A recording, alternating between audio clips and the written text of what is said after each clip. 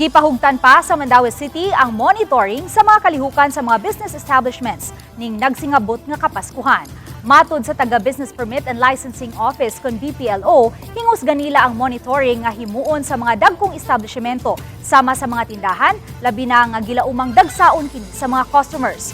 Kundo naman sila'y pakulo o mga aktibidad nga ilusad.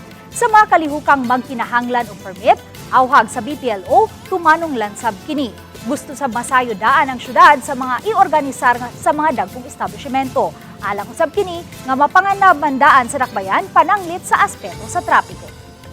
Bang dagsaunon sa mga tao nga lugay na uso magud na mga night bar, night market, so kanang wala tay issues as long as they get the permits. So kanang wala po as long as they can regulate ang ilahang own nga mga kaning